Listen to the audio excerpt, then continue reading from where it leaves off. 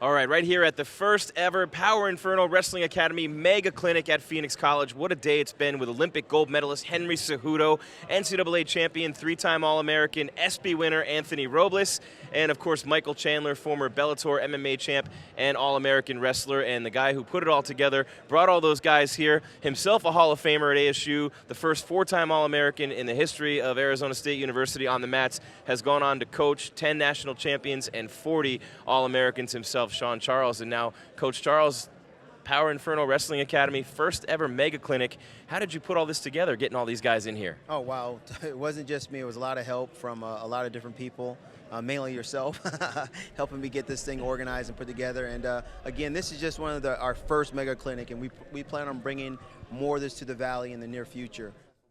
Is Michael Chandler, former Bellator MMA champ, and still with a phenomenal career in front of him at a young age, and a great wrestler as well, an All-American at Missouri back in the day. And Mike, let's talk a little bit about you being here today. I mean, coming out from San Diego to support your old coach, to be here to help the kids. Yeah, absolutely. You know, I mean, it was a no-brainer for me, obviously, when Coach asked me. You know, any excuse I have to come see Shawn and Jill and the kids, you know, just come and hang out with them. But also just, I don't get the opportunity to do this as much anymore. You know, when I was in college, we always had the Mizzou wrestling camp, so I would see 1,000, 1,500, 2,000 kids in the summer and just enjoy being around them, the light in their eyes and their little young spirits, and they have their whole lives ahead of them. And just, I love coming out here and hang out with kids and showing them, you know, the sport of wrestling. So it's so much fun for me, and hopefully I get to do this a lot. I want you to go slow motion. I want to see the steps.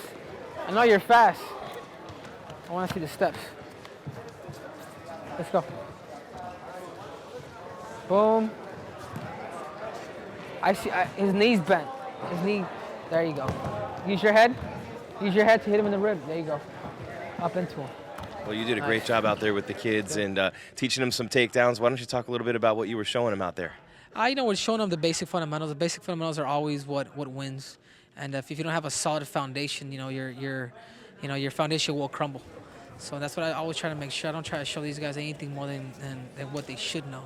So I'm not going to show them a spinning back double-legged or a arm spin to a high crotch to a single leg. It's all basic, solid fundamentals. That's what they need. That's what wins, and that's what's made me successful. His head drops. If his head stays above my shoulder and he goes to roll, it stops him from going to his back. His head actually stops him from rolling me through. You've got to drop that head down there by underneath my shoulder. So now when I go to try to do anything, it helps him roll through because his head was in the right spot. So I think you surprised a lot of the kids earlier when you told them how bad you lost when you first started wrestling. And that's a great lesson, really. When a guy like you started out that way, it just goes to show you how hard you have to work, right? How much you have to put into it. Absolutely, and especially in wrestling, everybody takes their lickings. You know, you gotta really pay the price to be good. And I really wanted them to know, you know, not everybody starts off natural in the sport.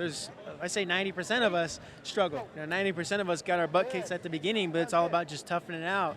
And you know, I just want to share with them that as long as they're making progress, that's what it's about. And as long as they're having fun, everything else is going to take care of itself. So we're here. I go to my 3 ways to get to a tie just to review. Head in the inside, wrist to the inside, or stutter inside. So once I get inside position. When you see these kids, 8 to 18-year-olds, I mean, that wasn't that long ago for you. Well, 18 wasn't. 8 was probably a little ways back. But what goes through your mind when it comes to maybe thinking about what you were doing and what you were thinking at their age?